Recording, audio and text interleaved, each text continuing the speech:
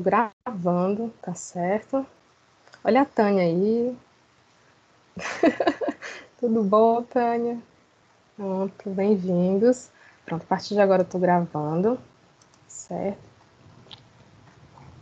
Vamos iniciar aqui a nossa aula. Hoje é uma aula bem tranquila, bem simples, tá bom, pessoal? Sobre norma processual. Vou tentar mais uma vez compartilhar isso aqui, não tá meio difícil. Pessoal, se vocês não estiverem me ouvindo, tá certo? Coloquem mensagens aí no chat, tá certo? Quando vocês falam, eu tô às vezes escutando como se estivesse cortando um pouco, eu acredito que é devido à internet, minha internet, tá certo? Mas a aula vai ficar gravada de qualquer maneira naquele mesmo esquema que nós já conhecemos, tá bom? Quando terminar a aula, eu baixo a aula, posto no YouTube, tá bom? E a gente posta um material para vocês em sequência lá no grupo do WhatsApp, tá bom? Deixa eu só começar aqui, com relação ao fórum da aula passada. Quando a gente terminar a aula, pelo menos essa primeira parte da aula aqui, eu posso abrir para vocês aquele material e eu explico direitinho para vocês como é que funcionam os incidentes, tá certo? Que a gente falou na aula passada. Então, vamos só começar, então. Acho que eu estou conseguindo mostrar para vocês a minha tela, não. Oh, Jesus, que coisa difícil. Ele abre tudo, mas não abre o bendito do PowerPoint. Essa é boa. Oh, Jesus. Só um minutinho, pessoal. Eu peço desculpas hoje também, porque eu não estou com o vídeo aberto, exatamente para não interferir tanto assim na transmissão, tá bom? Acho que vai dar certo agora. Então, vocês vão ter aula aí com a foto da professora, o fantasma da professora Andra aqui. Vamos lá. Pronto, está todo mundo conseguindo ver a minha tela? Uniateneu, regime remoto, tranquilo? Vamos começar então? Ótimo, muito obrigada, viu? Vamos lá então, hoje a nossa primeira essa aula a respeito de norma processual, tá bom? Então, basicamente, aí o que a gente vai falar hoje, nossos objetivos em si, de forma bem simples, tá certo? Entender um pouquinho das normas, diferenciar as normas processuais das normas materiais, tá bom? Isso aí é uma coisa que vocês, eu acho que especialmente para quem já fez as disciplinas do primeiro semestre, é uma coisa mais natural, tá certo? Mas não se preocupem com os novatos, realmente uma sutileza, é muito fácil de perceber isso dentro da teoria do direito. Então, vou conseguir diferenciar aqui e vocês vão entender como é que essas duas coisas funcionam, tá bom? Identificar a aplicação dessa norma processual no tempo, como é que isso se aplica. A regra geral é bem simples, eu acredito que a maioria de vocês até já ouviu falar disso, seja em programas policiais, seja com as mudanças recentes no Código de Processo Civil de 2015, seja na inserção de algumas medidas no processo penal, desde o ano de 2018 até agora. Então, todo mundo já ouviu falar alguma coisa a respeito de como é que essa norma processual se aplica e detectar essa norma processual no espaço, tá bom? A primeira diferenciação que a gente tem que fazer é realmente em relação ao que seria, tá certo? Quais seriam as diferenças entre normas processuais e normas materiais.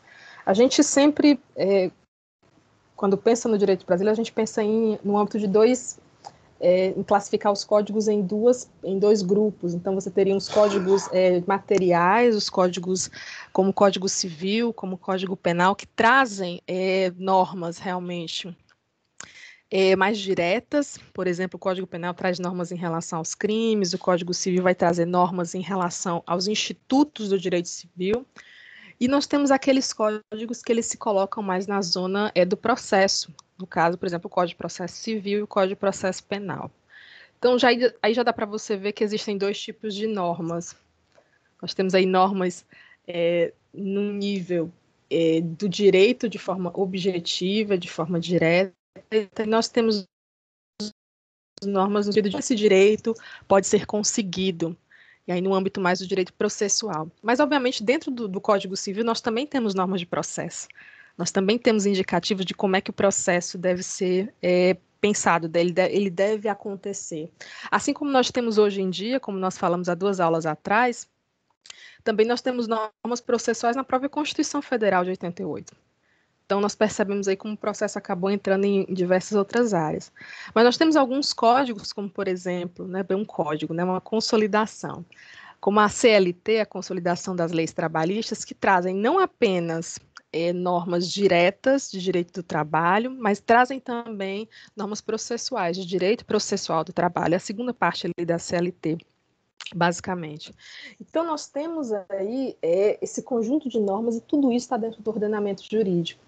Mas é importante diferenciar uma das outras. Quando eu falo de normas materiais, ou seja, são normas que tratam do direito material em si, daquele direito realmente concreto, do direito palpável, né? Estou dizendo que é concreto, pessoal, porque é físico, tá bom? Mas é o direito realmente, aquele direito visto, o direito que você realmente é o direito daquela pessoa, de forma muito clara. Então, quando eu falo, por exemplo, dos institutos do direito civil, tá bom? Eu falo, por exemplo, do casamento, eu falo do contrato, eu falo a respeito da propriedade. Eu estou falando de direito em si, tá certo, pessoal? É um direito palpável, ou seja, o direito de você ter uma propriedade, é um direito seu, tá bom? Ele descreve, na verdade, um comportamento que você pode ter e que é permitido. Ter propriedade é permitido dentro da legislação, tá bom? Não é proibido, obviamente é permitido. Da mesma maneira também, os comportamentos que você pode ter, que são comportamentos permitidos ou proibidos, isso são normas de direito material, tá bom? Eu peguei até para vocês aqui, eu pincelei aqui um trecho do ministro Luiz Roberto Barroso, a internet está ruimzinha, do ministro Luiz Roberto Barroso, na época ele nem era ministro ainda, 2007, né? Ele publicava vários livros, publicava basicamente um livro por ano, e ele já era um bom constitucionalista naquela época. Ele diz o seguinte, né, o direito material é o conjunto de instrumentos normativos que disciplinam os bens da vida e a sua utilização. Por exemplo, o direito civil, o direito comercial, o direito administrativo, o direito trabalhista, o direito tributário. Então, o direito material forma todo esse conjunto em si, tá certo? Esse livro do Barroso, se eu não me engano, é o livro Interpretação e Aplicação da Constituição. É um livro muito famoso dele, inclusive, né? E as normas de direito processual, tá certo, pessoal? Seriam normas no sentido realmente de regulamentarem a forma como esse direito material ele pode ser conseguido. Então, até, se eu não me engano, acho que é o Alexandre de Moraes, no livro dele, um livro que ele escreveu junto com o Temer, né? O Temer, se vocês não sabem, era um grande constitucionalista, né? Chegou a ser reitor de uma universidade de direito lá em São Paulo. Acho que reitor, não me lembro o diretor. O direito processual, ele existe, tá certo? As normas processuais existem, de fato, porque muitas vezes o direito material ele não consegue ser aplicado de forma direta. Existe ali algum tipo de resistência. Então, você precisa do acesso ao poder judiciário. Ou seja, as normas processuais, elas nascem para a solução dos conflitos. Por que eu tenho direito processual civil? Você só procura o poder judiciário, né, para ingressar com uma ação, se você não estiver conseguindo receber o seu direito da forma normal. Ou seja, se você não precisa, se você não tem como... se você tem direito à propriedade, você não está conseguindo acesso à sua propriedade, aí você procura o Poder Judiciário. Então, as normas processuais vão servir necessariamente para a solução desses conflitos, elas vão oferecer os instrumentais, elas vão oferecer a regulamentação, tá certo? Para que você possa ingressar com o processo, tá bom?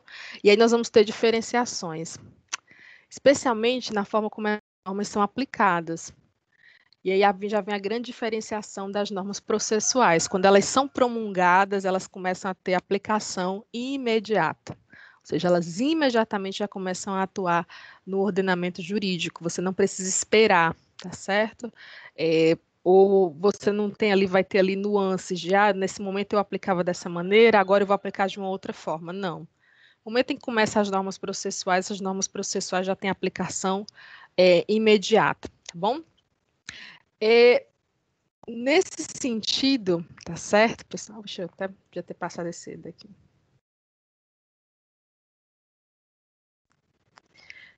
Então, nesse caso, tá certo, pessoal? Dentro do nosso ordenamento jurídico, a gente consegue fazer de forma muito clara essa diferenciação, até porque os próprios códigos nos ajudam nisso, tá certo? Então, não há muito problema para o estudante de direito compreender que existem essas duas categorias de normas. Você vai ter normas materiais, ou seja, que tratam do direito material em si, do direito que cada pessoa tem. Então, o seu direito, por exemplo, à sua propriedade, o seu direito a estabelecer contratos, o seu direito, por exemplo, quando você compra um determinado objeto em uma loja, fica muito claro ali que você comprou, você pagou por um objeto, você tem direito, tá certo, a receber um objeto sem defeitos, sem vícios. Então, esse faz parte do seu direito material, esse seu direito que é fácil de visualizar, é muito mais fácil visualizar esse direito material, tá certo? Quando você trabalha como advogado, por exemplo, tá bom? A primeira coisa que você precisa identificar é o direito material do seu cliente. Ele tem direito ou ele não tem direito? Esse cliente tem possibilidade, existe ali algum tipo de, existe ali de fato fumo, uma fumaça ali de direito. Se não tiver, o que eu posso fazer por essa pessoa? Tem que ser clara com a pessoa, né? Isso é um princípio ético. Você não pode ser advogado, escutar uma pessoa te contar uma história e você dizer que ela pode pleitear uma ação, que ela tem chance de ganhar uma ação, quando na verdade ela não tem. Precisa ser ético. Isso passa exatamente pela sua perícia em perceber qual é o direito material daquele cliente, tá certo? Você perceber se aquele cliente de fato tem direito àquilo que ele está pensando, àquilo que ele está imaginando ali. E é isso que diferencia o advogado, especialmente hoje em dia, do senhor Google. Então, muitas pessoas hoje em dia digitam ali no Google alguma coisa, eu tenho direito a isso porque o Google está dizendo que eu tenho direito a isso. E aí, quando vai procurar o advogado diz uma coisa diferente, a pessoa, mas eu vi no Google. Né? Aí a gente tem que lembrar a pessoa que o Google não tem OAB, pessoal, tá certo? A perícia, na verdade, é do advogado. Nós temos que saber isso. Vocês precisam desenvolver essa perícia para descobrir se aquela pessoa tem direito ou não. Para isso, a gente precisa realmente estudar todos os dias, tá bom? Imagine aí no caso.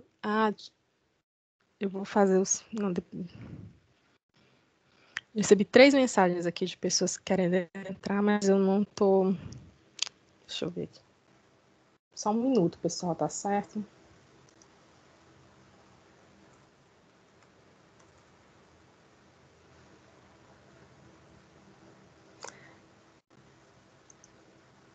Gente,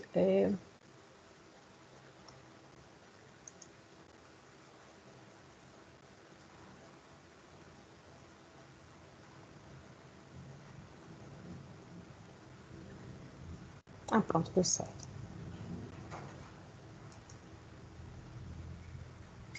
Desculpa, pessoal, mas é porque realmente eu sei que muitos alunos tiveram problema essa semana para ingressar. Eu tive esse mesmo problema em várias outras aulas. E aí, só para garantir que todo mundo conseguiu entrar direitinho. Vamos lá, então, continuando, tá certo? Então, por exemplo, o Código Civil, nosso Código Civil, ele prevê, por exemplo, que você tem direito, uma criança tem direito, um filho tem direito de receber a pensão alimentícia do seu genitor.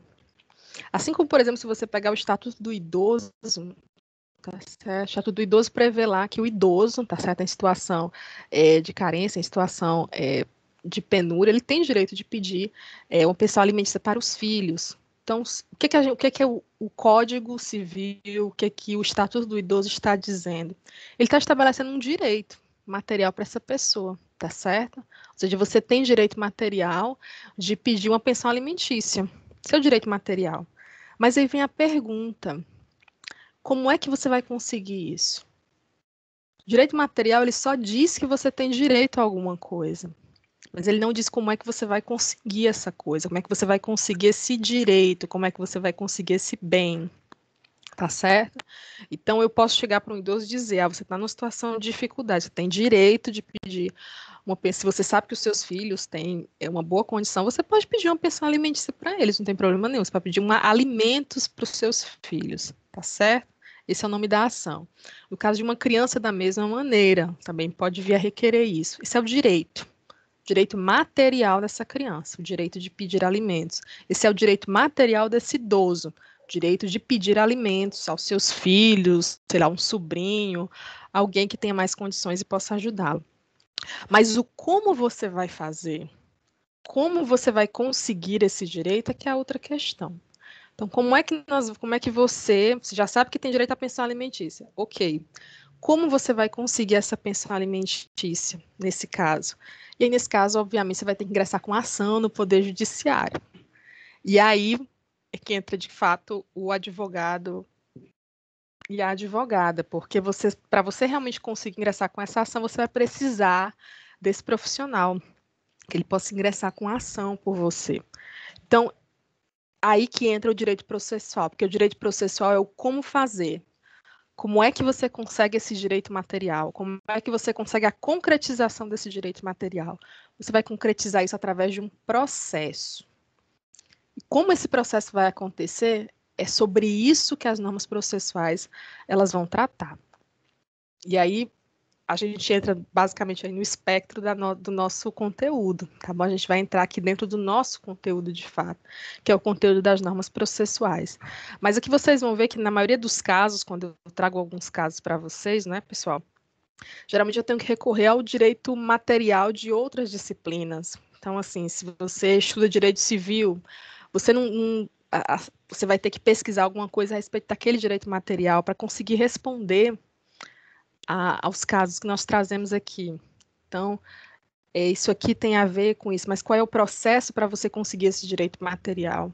Qual é a ação correta para você conseguir esse direito material? Se você, por exemplo, sofreu um acidente de carro, seu carro foi destruído, né? Sofreu uma batida, seu carro foi destruído. Qual é o processo? Mas qual é o direito material? Então, você tem direito à indenização, você tem direito à reparação, você tem direito aos danos emergentes, aos lucros cessantes, ok. Como é que a gente consegue isso? Através do processo. E qual é o processo? Qual é a ação para você conseguir esse direito, esse seu direito material, que é o direito à reparação? A gente vai precisar de uma ação de indenização, no mínimo, tá certo, pessoal? Então, isso aí, a gente poderia definir o direito processual como o como fazer, como é que eu consigo. E eu sempre digo isso, o direito processual ele é o que garante a justiça, gente. Não adiantaria de nada você dizer que uma pessoa tem direito à pensão alimentícia e você não mostrar para ela os meios de se conseguir. Ou você, por exemplo, colocar tantos obstáculos para que essa pessoa ingressasse com uma ação que o processo se tornasse inviável. Ou seja, se tornasse inviável essa pessoa conseguir esse direito. Não é? Então, se você determina, por exemplo, que a pessoa tem direito ao ressarcimento do ICMS, né? A gente tem umas ações interessantes a respeito disso. Mas os obstáculos, os pressupostos processuais são tantos que se tornam quase impossível você ingressar com processo, realmente isso não é acesso à justiça. Então, o direito processual ele garante muito mais o acesso à justiça até mesmo do que o direito material. Você tem direito a uma coisa, ótimo. Como é que você consegue esse direito? Então, o processo ele precisa ser claro, ele precisa ser aberto. Você precisa realmente ter acesso às normas processuais, conhecer bem as normas processuais, até muito mais do que as normas materiais. Né? Uma vez eu estava em sala e eu me lembro que uma aluna começou a me contar uma história maluca de que o marido dela tinha uma história bem, assim, bem cabeluda mesmo, que o marido dela tinha sido dispensado do trabalho e ele na época ele fazia várias horas extras, a carteira dele não era assinada, o FGTS não era depositado, obviamente, né? E aí, assim, era uma ação, e ele trabalhou, tipo, 10 anos, 15 anos para a empresa. Então, quando você vê uma ação como essa, nossa senhora, isso aí é uma ação incrível, né? Porque você já imagina aí que é uma ação trabalhista gigantesca e com toda certeza daria um resultado positivo, não tem como não dar, tá certo? E aí, quando eu perguntei para ela assim, nossa, mas ele já ingressou com ação? Não, professor, ele não ingressou com ação, mas ele devia ingressar. Ela, professora, mas já faz mais de 10 anos. Nossa, 10 anos. Já prescreveu, a gente sabe disso, né, pessoal? Tanto pela a prescrição bienal, quanto pela prescrição quinquenal. Então, assim, de 5 anos ou de 2 anos. Então, eu já não podia mais requerer nada. Imagina assim que a pessoa tinha na mão, a faca e o queijo na mão, né, para conseguir uma ação trabalhista como essa, sabe Deus lá quando, uns 30 mil, 40 mil reais, alguma coisa desse tipo, e a pessoa não deixou de ingressar, ela perdeu o direito material por causa de uma norma realmente processual, uma norma que determina. Você não pode mais ingressar com um processo judicial passado um determinado período. Então, assim, coisas assim acontecem. Você fica assim, nossa, que oportunidade, né? Que perda de uma chance, realmente, porque a pessoa não tem conhecimento, é, não sabe realmente dos seus. Ela pode até desconfiar dos seus direitos materiais, mas ela ignora completamente os seus direitos. É a questão realmente da matéria processual, do poder ou não poder.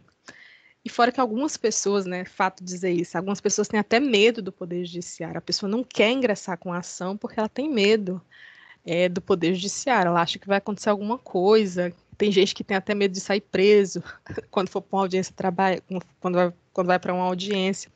Então, é muito do pensamento do nosso povo ainda, infelizmente, isso, né? Especialmente as pessoas mais velhas, mais antigas.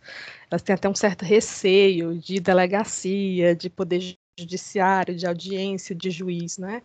Então, isso é muito triste, porque às vezes você tem um direito material, você sabe que você tem, mas você tem medo dessa aparente complicação que é o direito processual. Então, nós vamos aí, de forma bem simples, tá certo? Classificar então essas duas coisas. Nós temos aí uma norma substancial, uma norma material, tá certo, pessoal? Vai definir e vai regular as relações, vai criar os direitos, tá certo? Ou seja, vai dizer para você quais são os seus direitos. Basicamente é para isso que serve a norma substancial, a norma material. Ela te diz quais são os seus direitos. Então, se você quer saber quais são os seus direitos em relação ao trânsito, você vai lá para o Código de Trânsito brasileiro, apesar do Código de Trânsito também trazer questões processuais. Se você quiser saber quais são os seus direitos na área civil, tá certo? Em relação a obrigações, contratos, propriedade, casamento, direito de sucessão, você vai no Código Civil. Ou então no Código Penal, para saber os seus direitos, especialmente que envolvem uma situação de crime, tá? Essa tipificação legal. E a norma formal, ou norma processual, ela vai dizer exatamente como é que vai acontecer a elaboração das leis, vai dizer como é que você vai atuar, como é que você faz para ingressar com a ação para conseguir o direito material, tá certo? E aí nós vamos ter o Código de Processo Civil, que é o nosso código, tá certo? Que nós vamos mais estudar nessa disciplina. Código de Processo Penal, a segunda parte aí da consolidação das leis trabalhistas, que vai trazer exatamente as normas do processo trabalhista. O Código Tributário, ele também traz questões de processo tributário lá para o final, ele vai trazer as normas de processo tributário, tá certo? Então, nós vamos ter as legislações esparsas, que geralmente trazem normas aí relativas à especificidade de algum processo, tá certo? Então, por exemplo, o próprio Estatuto da Criança e Adolescente, ele vai determinar, por exemplo, algumas normas a respeito de como é que acontece o procedimento para investigação e, obviamente, internação de um menor. Então, o ECA também traz, o Estatuto da Criança e Adolescente vai trazer isso, o Estatuto do Idoso também traz normas processuais, a Lei Maria da Penha também traz normas processuais, então, você percebe realmente, nessas legislações você vai precisar realmente diferenciar o que seria o direito material, o que seriam as normas processuais. Eu acho que nesse sentido a Lei Maria da Penha é uma lei muito bem feita, que é a minha concepção. Claro que é uma lei muito controversa, né? Mas no caso da Lei Maria da Penha, ela nem se prende tanto a questões de direito material. Ela fala dos direitos materiais, mas não, por exemplo, como o ECA. O ECA, praticamente ele repete. A primeira parte do ECA é copiando tudo que está na Constituição Federal de 88 e colocando lá no ECA, ou seja, uma coisa como se fosse assim, quem leu a Constituição não vai ter problema ali em ler aquela primeira parte do ECA, já tem tudo ali. Mas ele vai copiar e coloca aquilo na legislação, a legislação fica meio inchada. E aí, na verdade, o que realmente interessa está depois disso. Ou seja, é claro que a criança e adolescente tem direito a tudo isso, né? Mas seria preciso reafirmar, então você vai para as normas ali que vão tratar de outros aspectos, de outros institutos do direito da criança e adolescente, né? A Lei Maria da Penha, não, ela não se prende tanto a isso. Quais são os direitos fundamentais de uma mulher? Os mesmos direitos fundamentais de um homem. Praticamente é isso que a Lei Maria da Penha diz, né, de forma muito clara. O que ela vai tentar frisar ali na Lei Maria da Penha são exatamente o que seria a violência. A gente tem ali a tipificação dos 5 tipos de violência. Ela vai falar sobre algumas questões, algumas nuances da violência doméstica e depois ela vai começar realmente a tratar do que é mais importante, ou seja, de como atingir a violência doméstica, de como tratar a mulher que sofre violência doméstica. Então, é uma norma de mista, traz direitos materiais, mas traz especialmente direitos processuais, ou seja, normas processuais, tá certo? Se vocês tiverem interesse, então, deem uma olhadinha também, muito interessante. Quando eu cheguei a dar umas aulas para o pessoal do serviço social, a gente trabalhava especificamente essas 2 legislações, que são muito importantes para eles, para elas também. E então era bem interessante, mas era necessário fazer essa diferenciação antes, o que seria norma de direito material e o que seria norma de direito processual. Vamos falar agora de uma coisa muito importante, que é a questão da aplicação dessa norma processual no tempo, ou seja, de como é que essa norma processual ela vem a ser aplicada dentro do direito em si. Uma vez que essa norma ela é promulgada, ela passa a ter eficácia, tá certo? Mas é uma eficácia limitada ao tempo. E aí, nesse caso, obviamente, dentro do território a gente fala mais adiante, no sentido de que, no momento em que a norma processual, essa é a regra geral, você pode até anotar, quando a norma processual ela é promulgada, ela passa a ter vigência imediata. Então, ela foi promulgada, ela imediatamente já passa a incidir em todos os processos. Em todos os atos processuais serão praticados, você vai começar a utilizar aquela norma, sem nenhum tipo de problemática, tá certo? Professora, não é a mesma coisa com a norma material? Não. Com a norma material, a gente leva em consideração a norma que estava vigendo, ou seja, a norma que estava em voga, estava funcionando, quando aquele direito aconteceu. Então, teve uma ação muito interessante, agora recentemente, foi uma ação relativa, a ação mais antiga do Supremo Tribunal Federal, era uma ação movida pela família real brasileira, né, a antiga família real brasileira, e eles moveram uma ação contra o governo brasileiro, era uma ação que tinha mais de 100 anos, pessoal, para vocês terem uma ideia. Porque eles alegavam, de fato, que eles nunca foram ressarcidos quando a República veio, e o palácio, se eu não me engano, acho que é o Palácio de Petrópolis, não tenho certeza. Ele foi tomado pelas forças republicanas e a família real foi expulsa do país, né? Eles foram convidados a se retirarem do Brasil. Eles alegaram que nunca foram ressarcidos, tá certo? Se eu não me engano, eles até pediam o palácio de volta, mas como pedido alternativo, eles pediam um ressarcimento. E o processo estava há anos, né? Estava há mais de um século no Supremo Tribunal Federal, né, antes mesmo do Supremo Tribunal Federal ser constituído de fato, né, da forma como nós vemos hoje, o processo já existia. E foi decidido recentemente. E havia muita controvérsia em relação às normas que deveriam ser utilizadas. A norma processual é a norma que nós estamos utilizando hoje. Mas a norma material, de fato, é a norma que dizia de quem é esse palácio. A quem pertence esse palácio, de fato? É a norma material daquele período, ou seja, a norma material daquele momento. Tanto que, se vocês observarem a decisão, ela vai citar, né, entre outras coisas, a própria Constituição de 1824, que era a famosa Constituição promulgada na época do Império, tá bom? Vai utilizar aquelas normas processuais daquele período, o Brasil naquela época, o Brasil não tinha exatamente um Código Civil, o Código Civil que veio depois foi de 1916, o Brasil tinha normas, tinha regulamentações. E tudo isso foi utilizado para poder decidir esse caso, porque a norma material é daquele momento. Mas qual foi a norma processual utilizada para decidi-lo? Foi a desse século, foi a norma processual de 2015. Ou seja, quando é que se promulga? Quais são os prazos, então? São os prazos desse nosso século, ou seja, do Código de Processo Civil de 2015.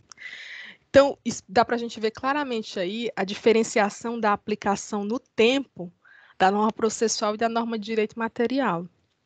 A norma de direito material, eu sempre vou atrás daquela norma que estava vigendo no momento do direito, no momento em que você adquiriu o direito, aquilo.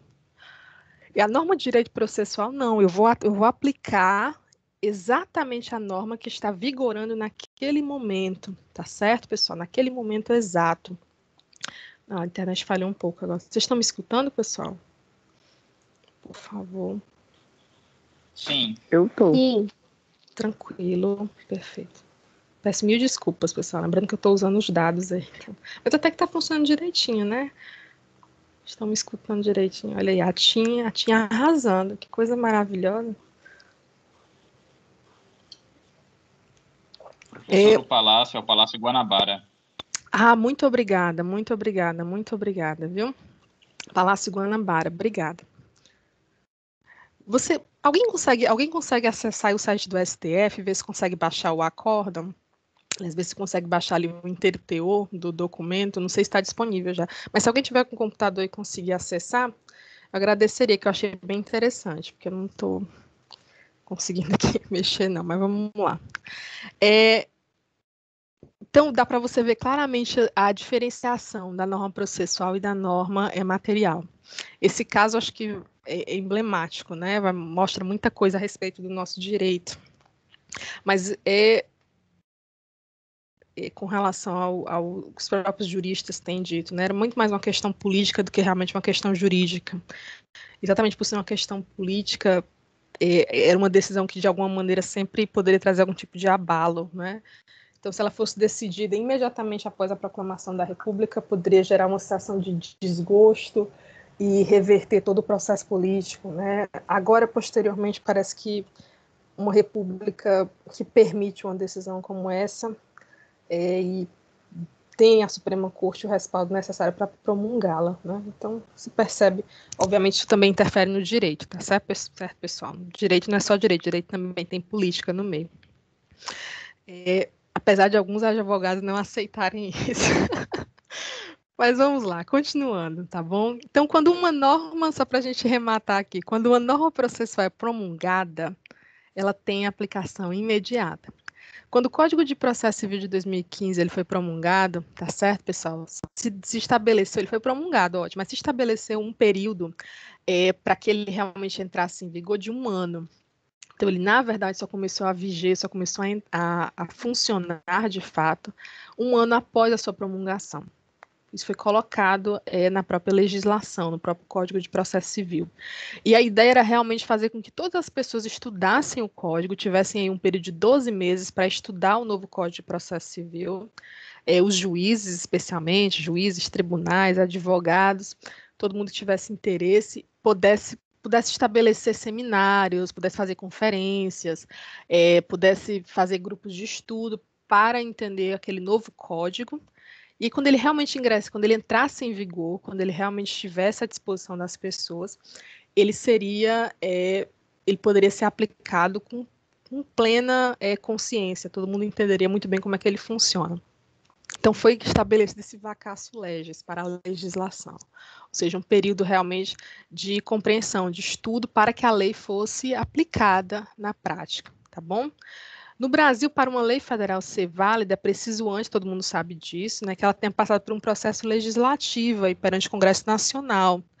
Então, o Congresso, pessoal, ele é o nosso grande forno de legislações. É da cabeça daquelas pessoas ali que vai sair realmente toda a nossa legislação, o nosso entendimento do que é direito material, de quais são as normas processuais. Então, tudo que está ali, realmente, a forma como essas pessoas entendem, e obviamente tem ali uns assessores jurídicos que vão auxiliar aqueles deputados federais, aqueles senadores, para que eles possam realmente promulgar propor os seus projetos de lei. Mas ainda assim, muitas vezes a gente vê que alguns projetos de lei não são constitucionais, né? E aí é que entra o Poder Judiciário para fazer realmente o controle de constitucionalidade dessas normas. Mas, em regra, tá certo? as normas devem sair dali. A lei federal ela deve sair do Congresso Nacional, ela deve ser promulgada ali. Depois disso, ela é submetida ao presidente da República. Ótimo, o presidente da República vai analisar, vai verificar, tá certo. Aí, nos termos do artigo 59, ele vai lá e publica, aliás, ele assina ou veta, tem poder de veto sobre alguns tópicos daquela legislação. Pode fazer isso, a gente já tem visto isso acontecer muitas vezes. Eu acho até engraçado, pessoal, eu preciso falar isso que é muito importante. Muitas vezes a legislação é promulgada, se manda para o presidente, né?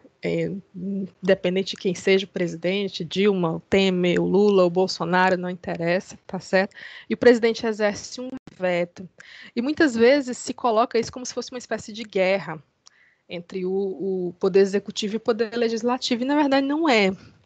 Na verdade, faz parte do check and balance, faz parte exatamente desse processo de controle e de harmonização, ou seja, de controle simultâneo dentro dos poderes do Estado. Então, o legislativo promulga, o legislativo ali constrói toda aquela norma, envia para aliás, aprova, envia para o presidente exerce ali o seu veto, a norma volta, e aí os deputados, os senadores vão decidir ou não se derrubam aquele veto. Não existe guerra em regra, né, o pensamento do check and balances, ou seja, do controle de pesos e balanços, de pesos e contrapesos, desculpa a palavra correta, de pesos e contrapesos do poder dentro das funções democráticas, isso não é para ser uma guerra política. Isso, na verdade, tem que fazer parte de um controle que é o controle básico previsto pela Constituição. É muito estranho quando uma norma é aprovada, por exemplo, pelo Congresso Nacional e é aprovada pelo presidente sem nenhum tipo de veto, sem nenhum tipo de colocação. Ou então o Executivo envia alguma coisa e o Congresso Nacional aprova tudo sem fazer nenhum tipo de observação, sem fazer nenhum tipo de veto. Então é uma coisa errada. Não cheira realmente aquilo que a democracia é, porque a democracia é exatamente discordância. Tem que ter alguma coisa. E muitas vezes eu percebo que quando, especialmente nos jornais, quando se vão falar disso, se coloca como se houvesse ali uma espécie de guerra. E, na verdade, a população entende isso como se fosse uma coisa ruim, quando, na verdade, não é. É uma coisa boa para a democracia, que seja dessa maneira. Que, aprovado em um local, vai para o presidente precisa analisar, ver se tem um veto ou não, envia de volta. Se o Congresso Nacional quiser realmente derrubar aquilo, derruba, mas tem que fazer todo um processo político de concordância, de convocar seus pares, de analisar aquela norma. Esse é o trabalho desse povo. Eles são votados para isso mesmo, gente. É para virar a noite estudando norma antes de aprová-la. Então, é exatamente para isso que deve ser dessa maneira. E eu percebo que hoje o brasileiro começa a ver esse jogo político na prática, e muitas vezes isso é passado por ele como se fosse uma coisa ruim, quando na verdade não é. É para ser dessa maneira mesmo, é para ser dessa forma mesmo, entendeu? Então, realmente, é dessa forma que a Constituição pensou, especialmente quando você fala de norma processual, quando você fala, por exemplo, de privilégios, até mesmo dentro do processo. E aí eu peço até desculpa, pessoal, ontem eu participei de uma live muito interessante, aliás, participei não, eu visualizei uma live muito interessante do pessoal da SMEC, que é a Escola Superior da Magistratura aqui do Estado do Ceará, e eles estavam falando exatamente sobre essa questão do fórum privilegiado. E aí eu até deveria ter compartilhado o link, que estava disponível ali na página do YouTube da SMEC. E foi muito interessante, eu achei muito legal quando eles falavam exatamente dessa questão, que obviamente ataca diretamente setores políticos. Então é uma questão que tem que ser muito bem discutida do fórum privilegiado. Então, o que isso representa de fato, por que isso foi colocado, o que isso representa para o processo judicial, especialmente. Então, são questões muito sérias e que não dá para ser resolvidas assim de uma hora para outra, especialmente quando a gente tem um processo que já se acostumou com o foro privilegiado. Depois a gente pode começar um debatezinho assim, vocês me dizem o que vocês acham, né? Mas vamos continuar então. Por favor. Por favor, né? Semestre passado eu participei de era uma garota, a garota da própria Ateneu. mas ela falou sobre essa questão em relação do serviço social, mas ela falou sobre essa questão a respeito dos prefeitos, do Fórum Privilegiado dos Prefeitos, especialmente em processos aí mais administrativos, tá certo? E aí foi um debate bem interessante mesmo, porque no direito a gente meio que se acostumou com isso, mas a forma como outros setores da sociedade, como outros profissionais veem o fórum privilegiado, veem as normas dentro do direito, é bastante diferente, obviamente, a perspectiva é bastante diferente, mas são perspectivas extremamente válidas. A gente precisa realmente estabelecer essa interdisciplinariedade, né? A gente escutar o que essas outras camadas da sociedade dizem. Mas vamos lá, que o assunto é polêmico, né? O artigo 1º, então, da Lei de Introdução às Normas do Direito Brasileiro, vocês devem ter estudado isso aí em Direito Civil, provavelmente, mas quem puder abrir, por favor, a Lei de Introdução, no artigo 1º já diz o seguinte: salvo disposição em contrário, a lei começa a vigorar em todo o país 45 dias depois de oficialmente publicada. Então, em regra, quando a norma é publicada, se ela não disser nada, certo? Ela não fala nada, você já entende que ela foi publicada. Ela vai começar a vigorar em 45 dias. Então, 45 dias aquela norma entra em vigor, nós vamos começar a utilizá-la, e isso é o que a gente vai chamar exatamente, tá certo, pessoal? De período de vacatio legis, tá bom? Esse Tzinho, ele tem um sonzinho de C, vem do latim, vacatio legis, tá bom? Mas se você pronunciar vacatio, não tem problema também não, tá bom? Aqui a gente fala português, né, pessoal? Contudo, a legislação ela pode trazer aí uma diferenciação, ela pode dizer, não, essa lei começa a vigorar na data da sua publicação. Não tem problema nenhum, tá certo? Isso é realmente só no sentido de a legislação não dispor sobre isso, não falar diretamente sobre isso. Mas se ela dispuser, obviamente a gente vai respeitar aquilo que a própria legislação diz. Se ela não disser nada, 45 dias. Então não tem.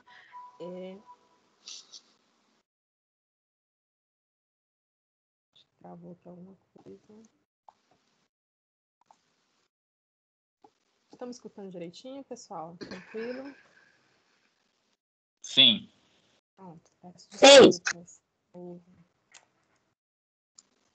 Desculpa, pessoal, porque o time saiu do compartilhamento. Mas vocês estão me escutando direitinho? Vou só retornar aqui.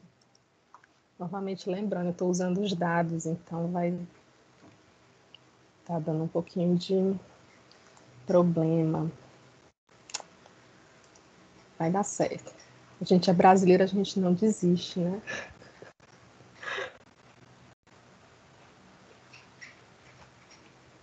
Vamos lá, continuando.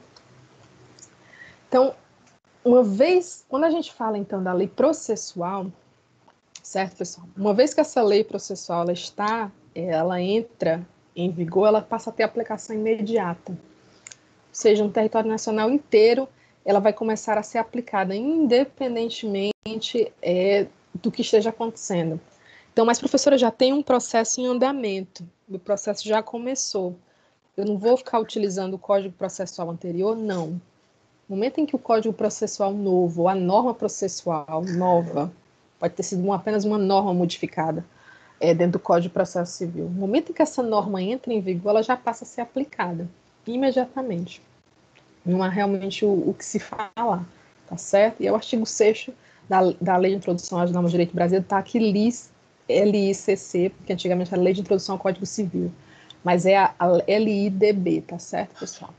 A lei em vigor terá efeito imediato geral, respeitados o ato jurídico perfeito, o direito adquirido e a coisa julgada. Tem alguém aí com muito sono. Vai ficar na gravação que eu vou botar para o YouTube. Deu certo, vamos lá. Então, imediatamente essa legislação ela já entra em vigor. Professor, isso afeta de alguma maneira os atos processuais que já aconteceram? Não, de forma nenhuma. Os atos processuais que já aconteceram, já aconteceram, serão respeitados, tá certo? Aconteceram de acordo com o Código Processual anterior, então serão respeitados, não se mexe naqueles atos processuais, tá certo? Então, a lei processual ela vai começar a atuar a partir de agora, no momento em que ela entra em vigor, em diante. Então, todos os atos processuais que vão acontecer a partir de agora. Então, digamos, por exemplo, que o processo já aconteceu, a citação do réu aconteceu, foi dado prazo para aquele réu fazer a sua contestação. Ele não contestou naquele prazo que o juiz havia mandado. No momento em que o juiz mandou fazer a citação, o juiz deu o prazo. O réu não contestou naquele prazo, mas nesse período em que ele não contestou, veio um novo Código de Processo Civil. E aí? Aumentou o prazo desse réu? Não.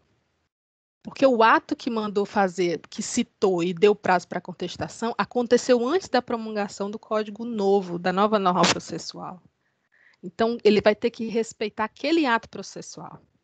Ou seja, o ato de citação, quando o juiz manda citar, ele já determina qual é o prazo para que o réu apresente a sua contestação. Se mesmo naquele período ali, digamos que o juiz desse ali o período ali de 15 dias, de 10 dias, para que você fizesse a sua contestação em determinada área, e naquele momento ele viesse um novo Código de Processo Civil, significa que o réu teria que obedecer o novo prazo do novo Código de Processo Civil? Não. O réu vai ter que obedecer o prazo realmente determinado pelo juiz no momento em que ele mandou fazer a citação. Então, isso fica mais claro ainda à medida em que você percebe o processo como cada ato sendo um ato. Cada ato processual, cada ato dentro do processo é um ato único. Já acontece ali de forma única, tá certo? Então, o juiz mandou citar, é um ato processual encerrado. O juiz mandou citar, deu prazo, tá certo? A petição inicial é um ato, fica ali, né? O juiz aceitou aquela petição inicial, é um ato processual. Então, a sentença, aquele ato dado daquela maneira, obedece na lei processual daquele momento, daquele período. Então, para cada ato processual, a lei processual correspondente. E a resposta dada exatamente de acordo com isso. Vamos pegar um caso aqui, acho que deixa eu ver se está mostrando para vocês, porque estava carregando, mas acho que já está mostrando, né? Imagina aí que você propôs uma ação e neste momento a lei processual previa a interposição do recurso X contra a sentença. Então, digamos aí que você fosse fazer um determinado, vamos dar uma decisão específica, né? Uma decisão dentro do processo. Aí você tivesse que entrar, sei lá, antes do Código de Processo Civil havia muita essa diferenciação entre o agravo retido e o agravo de instrumento. Tá certo? Digamos, isso aqui é só um exemplo, tá certo, pessoal? Por favor, um exemplo só para vocês entenderem. É bem diferente, as duas coisas são bem diferentes. Mas digamos que a legislação anterior previsse que você deveria entrar com um agravo retido. Só que aí vem uma legislação nova no curso do processo e antes da sentença surge uma nova lei que regulamenta a interposição de um recurso Y. Ou seja, se vier uma sentença, o recurso que tem que se entrar, sei lá, é um outro recurso, um agravo de instrumento. Né? Aqui é uma sentença, né? Esses agravos retidos, agravos de instrumento são contra decisões interlocutórias, mas só para vocês entenderem. Veja que a nova lei mudou a modalidade de recurso a ser aplicado. Depois disso, enquanto já vigia a lei do recurso Y, a sentença foi prolatada. Qual é o recurso que nós deveríamos interpor? É o recurso X ou é o recurso Y? O que vossas senhorias acham? O Y. Explique.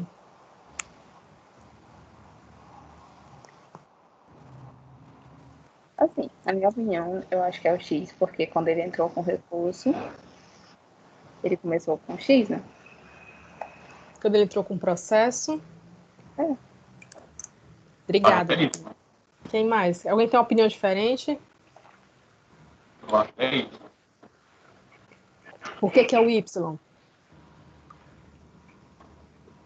Ao contrário do que a Viviane falou, acredito que ele teve que se adequar à nova lei vigente, né? Ao novo código certo. Alguém mais tem alguma opinião? Professora, não é o X nem o Y, não, o Z. É porque em vista não das novas regras. Certo. Por isso que eu acho que Mas eu acho assim, que já como o processo ele ocorreu todo no X, a sentença também tem que ser dada no X e não no Y. Porque o Y foi começar a viger depois. Só que aí vai, se for um cliente teu, não vai desfavorecer o cliente? E no caso, se o Y vier desfavorecer? E se o X vier favorecer? Tem essa questão também. Mas Mas vocês, eu hein? fico com o Y. Você ficou... Professor, eu acho que vai. Professor, eu acho que Também fico com é o Y. a que beneficia mais a pessoa, né? Vocês Aí vai depender estão do muito juiz, eu acho. penalistas. O que o Afonso está fazendo com vocês? Vocês estão muito penalistas, vocês. O que é isso, rapaz? Pelo amor de Deus. Eu tô dizendo, vocês estão muito do direito penal. Vocês fazem um... Não, vamos lá. Então, pronto. Eu tenho aqui pensamentos para toda a área, né? No caso, pessoal, o recurso que a gente vai interpor, e aí só lembrando, para ficar bem claro para cada um de vocês, a lei processual, no momento em que ela entra em vigor, tá certo, pessoal? Ela vai atingir todos os atos processuais. Me respondam aqui, quando foi que a sentença foi prolatada? Quando a sentença foi prolatada, estava vigendo a norma processual do recurso X ou do recurso Y? Do X. Do X. O Y. Do X. O recurso X, a norma processual que previa o recurso X havia sido revogada ou não?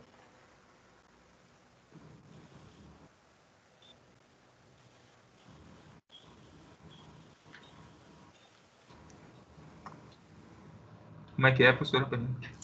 Quando a sentença foi promulgada, quando o juiz deu a sentença, tá certo? O que estava vigorando já era a lei que previa o recurso, o que vigorava era a lei que previa o recurso X ou já vigorava a lei que previa o recurso Y? Deixa eu só compartilhar para vocês visualizarem. Já estava o recurso Y. Já no caso era Já estava o recurso Y. Então, sabendo disso, é isso que vocês têm que analisar sempre, tá certo? Qual é a norma processual que está em vigor no momento em que o ato processual está sendo praticado? Se a norma que está em vigor é a norma que prevê o recurso Y, então é essa norma que será aplicada. Então, gente, o seguinte aqui, sempre bom lembrar disso, tá certo? O juiz prolatou a sentença, ótimo. Qual é o código que está vigorando nesse momento? É o Código de Processo Civil de 2015 ou era o Código de Processo Civil de 1973? Então, você analisa isso. Porque no momento em que o juiz prolata a sentença, tá certo, pessoal? É ali que o ato processual acontece. Qual é a norma processual que está vigorando naquele momento? É essa. Então, é essa norma que eu vou utilizar. Então, aqui é bem curioso, porque o processo começou realmente com uma norma processual que previa um recurso X. Professora. Só que durante só um minutinho. Só que durante o processo, no momento em que o processo está acontecendo, essa norma que prevê o recurso X foi revogada, ou seja, ela saiu do ordenamento jurídico. E aí veio uma outra norma. Depois disso foi que a sentença foi prolatada. E aí, quando a sentença foi prolatada, ela já foi prolatada quando a norma processual que previa o recurso Y já estava em vigor. Então, é o recurso Y que deverá ser impetrado. Pode perguntar, por favor. Aquela questão de a lei não retroage só para beneficiar o réu. Perfeito.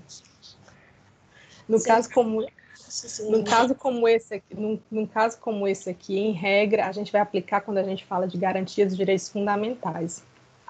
E aí tem a ver realmente com uma jurisprudência do próprio Supremo Tribunal Federal, se eu não me engano, o relator foi o ministro Marco Aurélio de Mello. Eu acho que eu tenho, pessoal, porque eu cito isso na minha tese, mas eu vou procurar essa jurisprudência.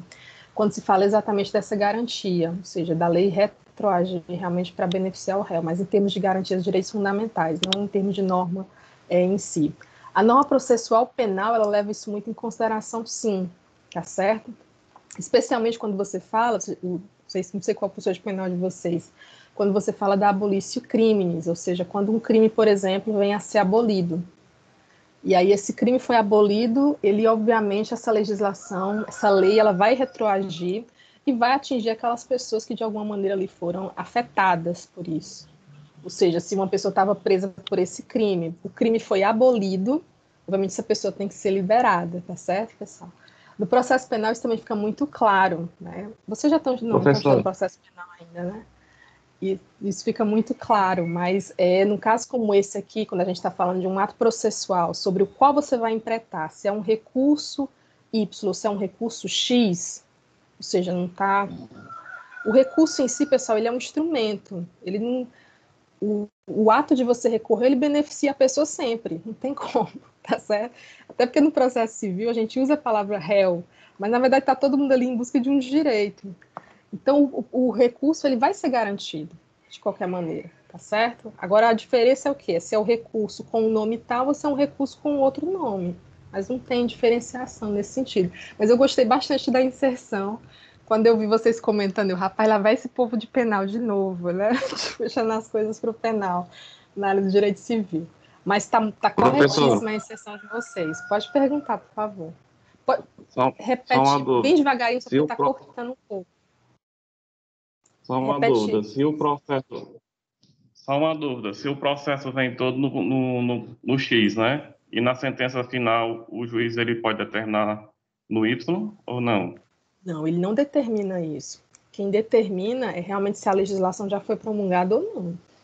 Então, se, por exemplo, o Congresso Nacional já promulgou, a lei já tem eficácia, já está vigendo, então não interessa se o juiz preferia a legislação anterior. Quando ele promulgar a sentença dele, a nova legislação é que será utilizada, tá certo? Isso aconteceu em 2016, quando o Código de Processo Civil estava para entrar em vigor. Muitos juízes aguardaram a vigência do Código de Processo Civil para promulgar a sentença, para realmente, assim, não, vamos começar com a legislação nova, né? Então, assim, vamos aguardar um pouquinho aí, uns 10 dias, 15 dias, 20 dias, para promulgar essas sentenças aí, para já começar com, realmente, a partir daí, a sentença vai ser regulada e todos os atos judiciais serão regulados a partir do novo Código de Processo Civil, tá bom? Mas o juiz não teria como escolher, ele não pode escolher nesse caso, tá bom? Então, a legislação entrou em vigor, você já vai começar a aplicá-la dentro do processo. Mas eu gostei da inserção de você, essa questão do beneficiar o réu ou não, né? No caso do processo penal, isso fica muito claro, porque você está falando basicamente de direitos e garantias fundamentais, sempre.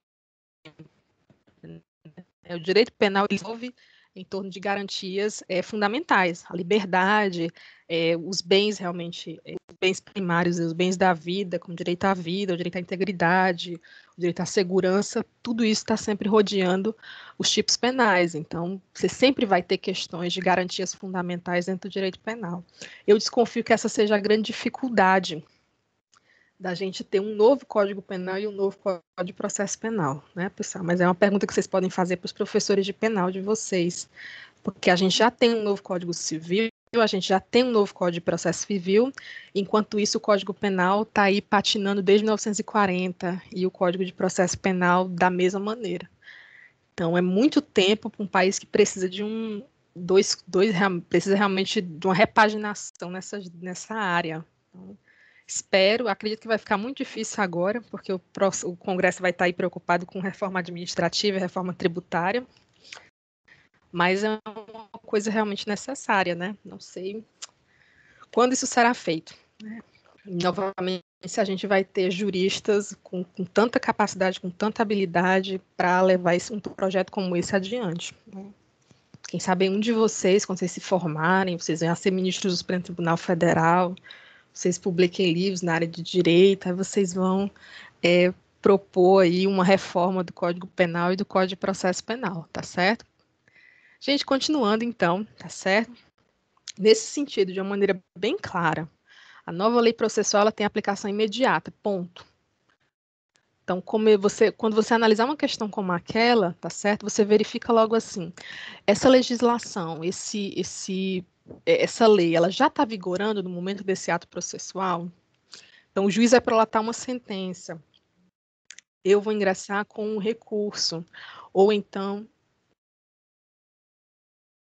Estão me ouvindo direitinho? Sim, né? Tranquilo.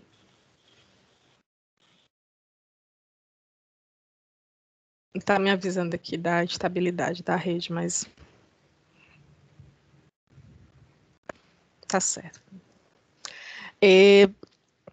Então, nesse sentido, nessa nova lei processual, ela teria uma aplicação imediata. Então, quando você analisar uma questão como aquela, você verifica se aquele ato processual pode ser, sei lá, uma citação, pode ser uma decisão interlocutória, ou então pode ser uma sentença. Qual é a lei processual que já está vigorando? É a X ou é a Y? Então, ao verificar isso, você vai saber exatamente qual é que vai ser aplicada, tá certo? Ele vai afetar, então, todos esses atos processuais. Nossa Constituição Federal também, pessoas, ela também assegura a estabilidade dessas mesmas situações, tá certo? De ato jurídico perfeito, aquele completamente praticado, direito adquirido e a coisa julgada. Eu não sei se vocês provavelmente vocês já ouviram falar a respeito disso, tá certo? A gente trabalhou até algumas questões a respeito disso, quando a gente falou de Constituição e processo, a respeito do que seria aí o ato jurídico perfeito, direito adquirido e a coisa julgada.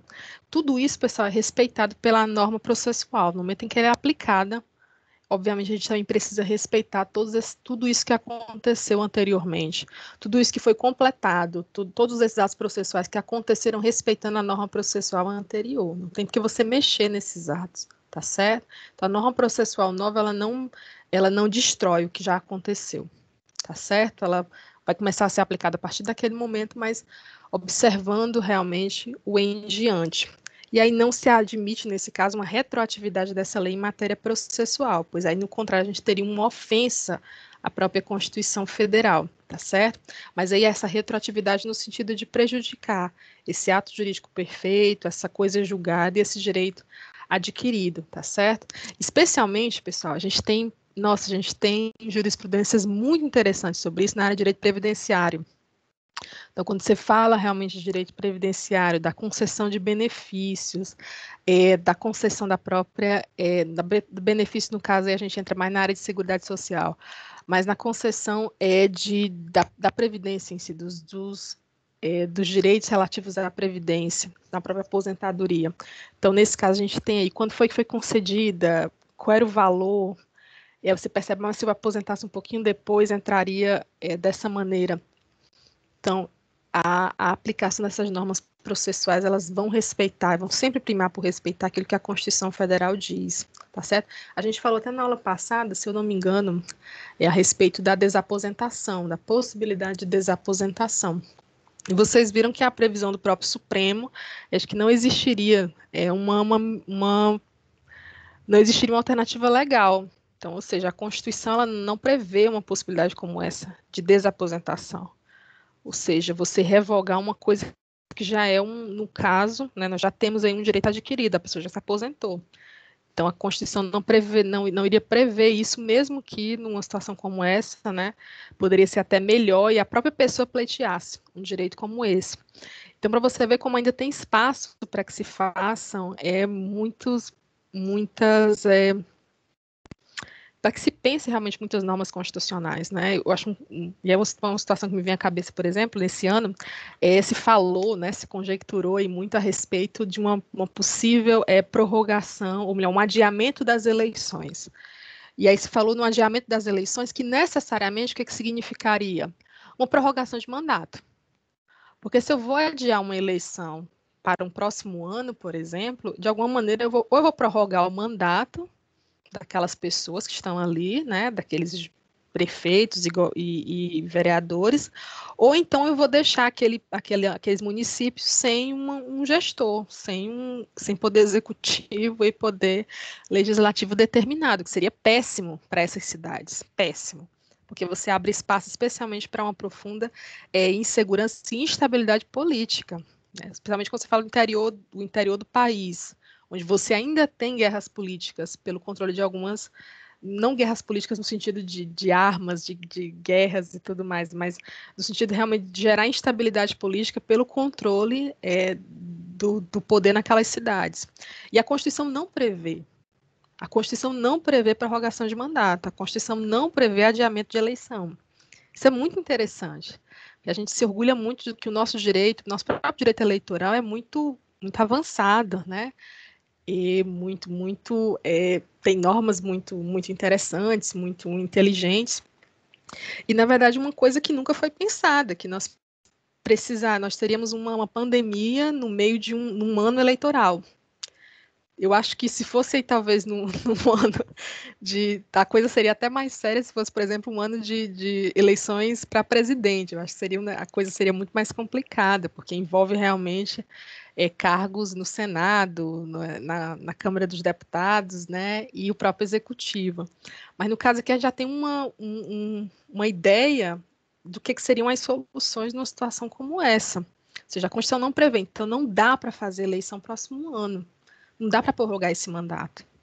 A Constituição não prevê isso, a Constituição precisa ser respeitada. A gente precisa respeitar o que está previsto. E aí, nesse caso, as eleições vão acontecer um pouquinho mais tarde, né, pessoal? Eu confesso que eu nem estou acompanhando as candidaturas aqui em Fortaleza, eu não sei muito bem como é que estão, eu confesso que eu nem sei direito quem são os candidatos.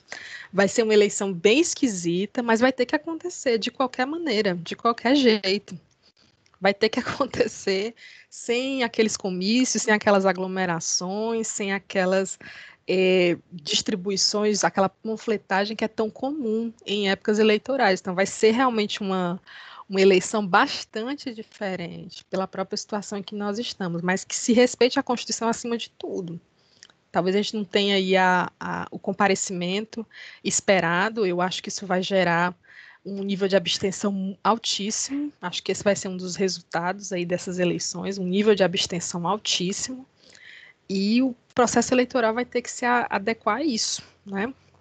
Tem que se adequar para que se respeite a Constituição, para que a Constituição realmente seja respeitada, no sentido de as eleições devem acontecer a cada 4 anos, não existe possibilidade de prorrogação de mandato, tá certo, pessoal? Continuando aqui.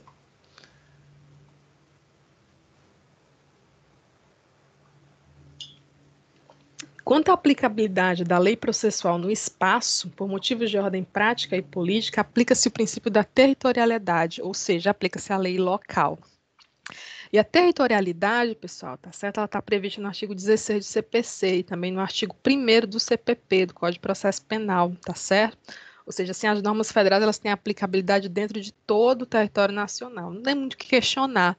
O nosso direito, como ele é um direito ligado ao civil law, como a gente viu anteriormente, né, pessoal? Um direito ligado aí. A gente tem uma lei que é uma lei civil, é uma lei que vale realmente para todo o território.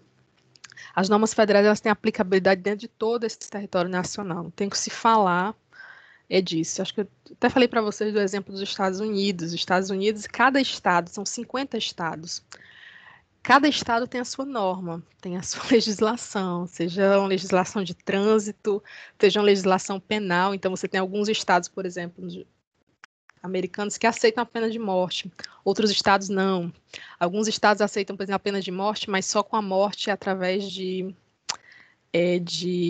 injeção letal, outros aceitam a pena de morte com injeção letal ou por outros meios, como, por exemplo, no caso, até mesmo a cadeira elétrica. Então, são bem estranhos. Apesar dos estados que aceitam cadeira elétrica, eu acho que eles não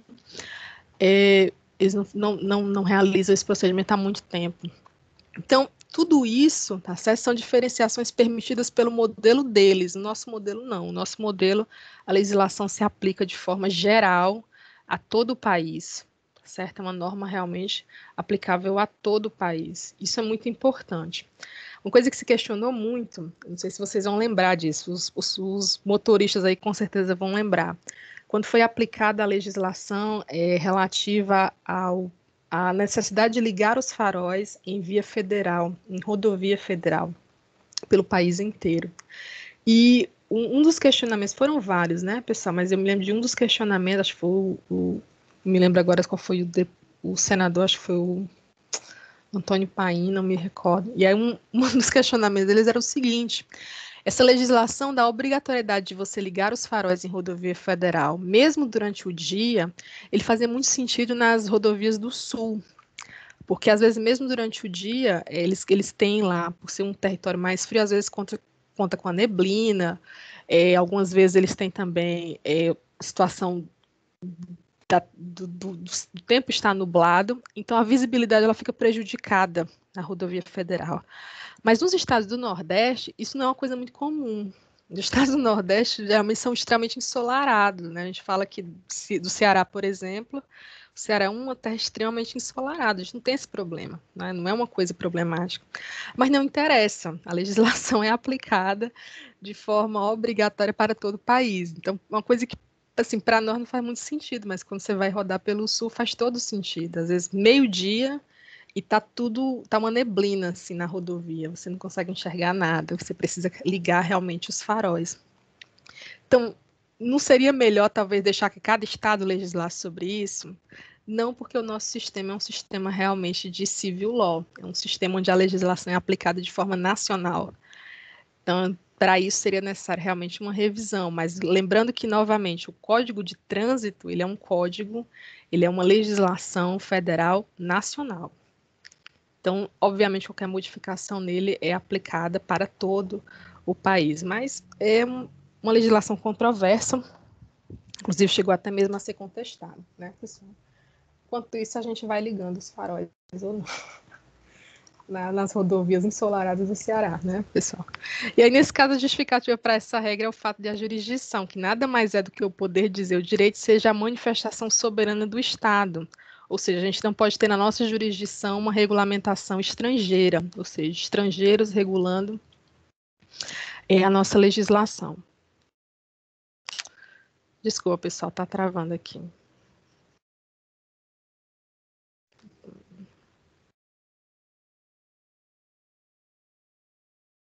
Vocês estão me escutando direitinho? Tá tudo certo?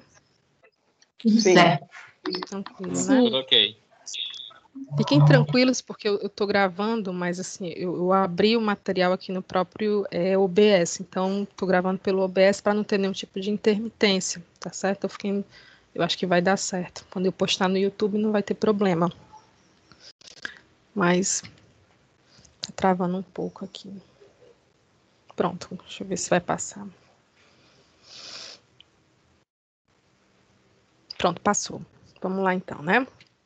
Então, nesse caso, tá certo, pessoal, não é possível a gente realizar a aplicação da lei processual estrangeira dentro do nosso país, tá certo? O artigo 16 do CPC vai mencionar, então, que a jurisdição civil é exercida pelos juízes e pelos tribunais em todo o nosso território nacional. Então, é exatamente o que a gente vai falar daqui a 2 aulas. Próxima vamos falar sobre elementos da ação e vamos falar sobre jurisdição, na aula 7.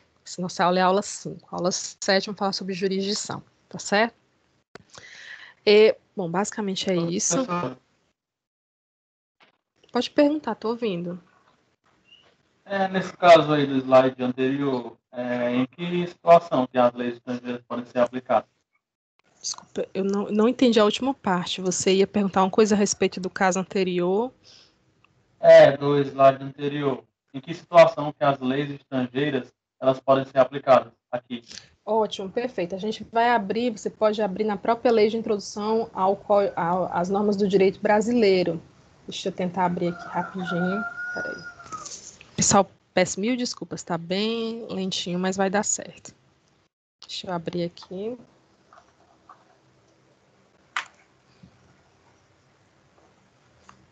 Quando a gente abre aqui, deixa eu abrir a própria legislação, que é melhor, que aí fica mais fácil.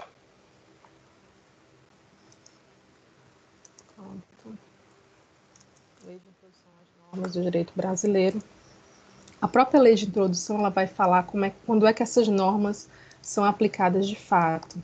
Deixa eu mostrar para vocês a norma, que eu acho que é mais fácil. Deixa eu ver se deu tudo certo aqui no WhatsApp. Acho que sim, né? Pronto, vocês estão conseguindo ver que a norma é tranquila.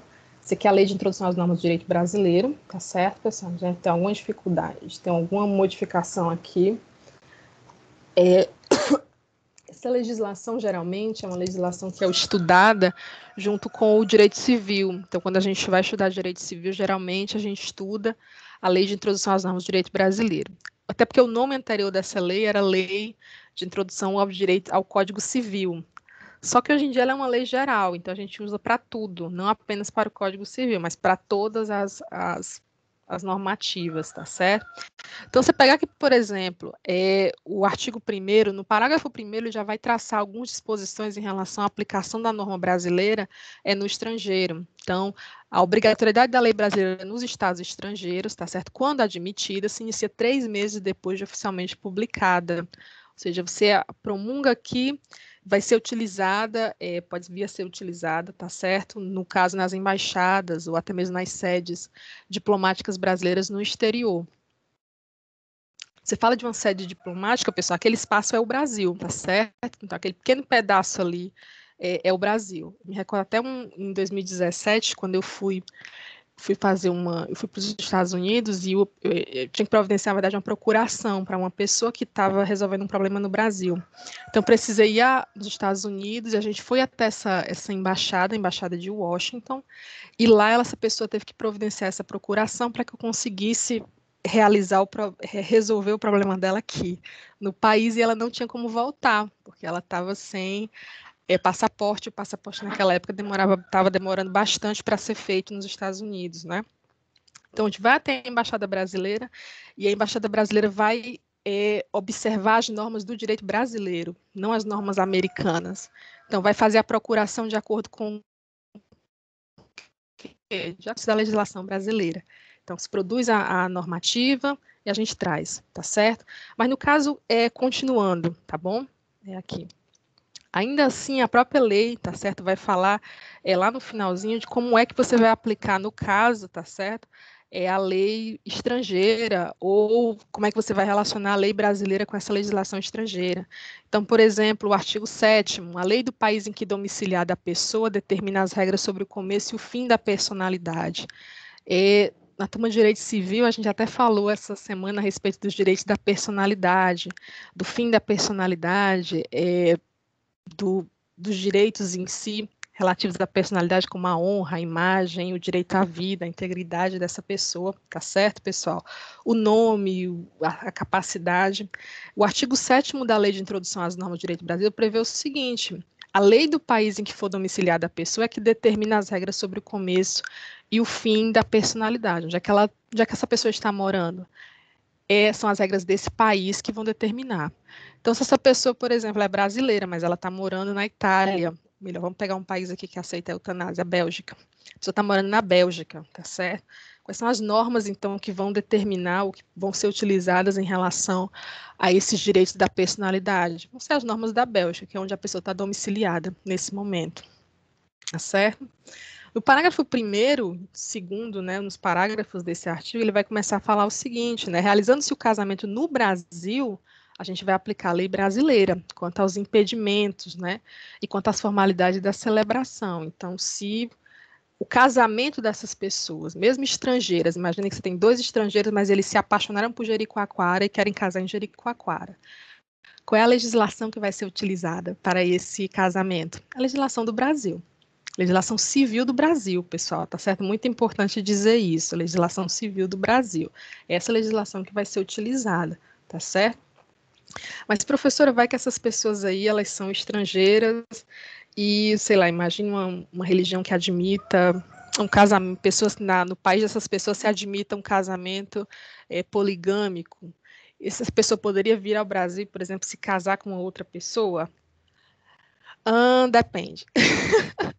Depende, porque tem até uma jurisprudência interessante a respeito disso, que é o seguinte, é o fato de um casamento anterior ter sido reconhecido no Brasil.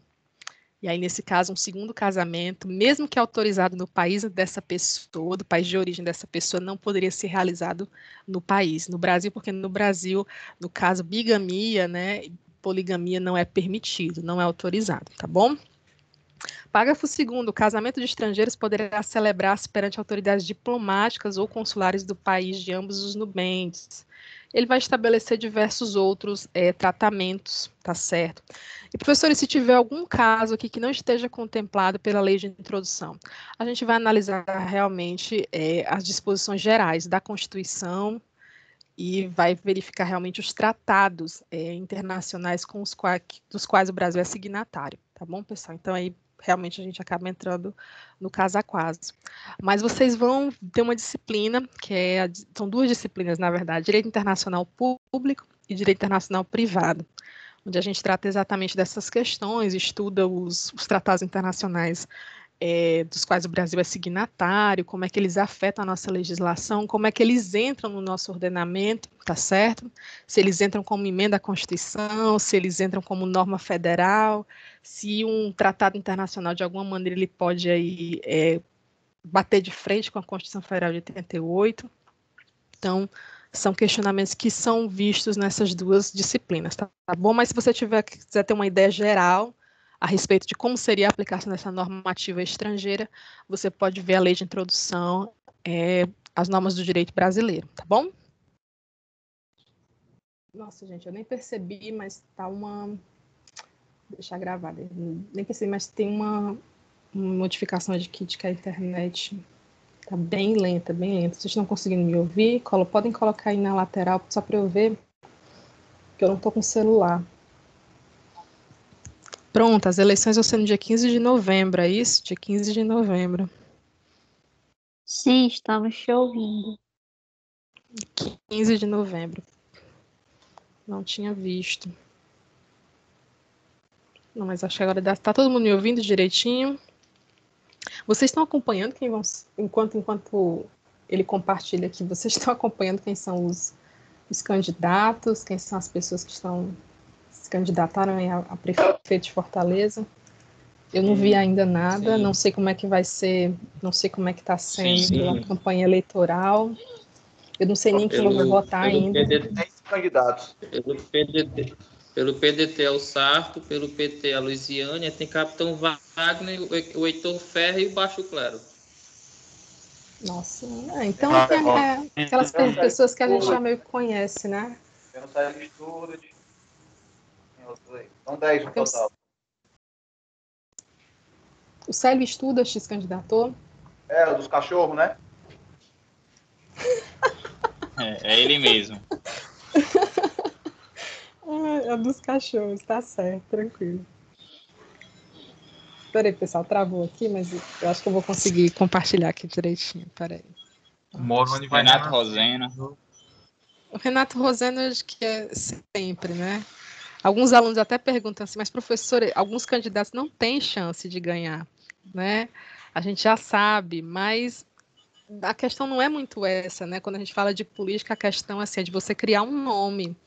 E a cada eleição que você se candidata, você vai construindo ali um nome, você vai ajudando a fazer o seu partido crescer, né? Então, o PSOL, por exemplo, é um partido muito recente. Então, a tendência é que ele se candidate em todas as eleições, mesmo sem nenhuma perspectiva de vitória, mas ele se candidata exatamente para tentar e, quem sabe, conseguir. E a tendência desse ano é o pessoal botar uns 2 vereadores ou 3, né?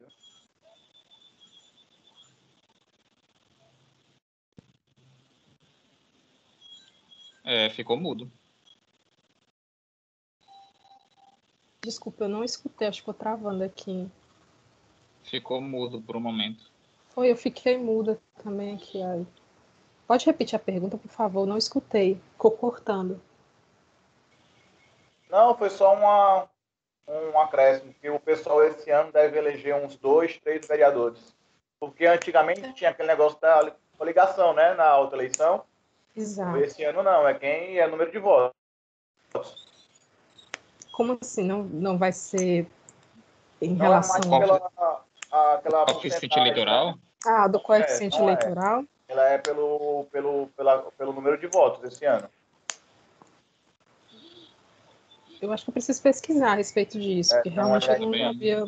tanto que na eleição passada teve o Ayrton, né, do pessoal, que tirou mais de 10 mil votos, quase 10 mil votos para vereador e não entrou, né, por conta da coligação. Como esse ano não tem coeficiente eleitoral, é só pelo número de votos mesmo. Nossa, bem estranho, realmente. No caso, especialmente em virtude do nosso sistema eleitoral, que é um sistema proporcional. Essa questão do coeficiente eleitoral. É muito controverso o coeficiente eleitoral, por causa das situações como essa. Você tem um vereador que, sei lá, um deputado que ganha 20 mil, 30 mil votos e não entra, e de repente um vereador um deputado ganha um número ínfimo de votos, mas consegue entrar, é puxado por uma outra pessoa que teve um grande número de votos, né? Pois é, a eleição para vereador esse ano, para vereador é chapa única. Tipo assim, não tem base, não.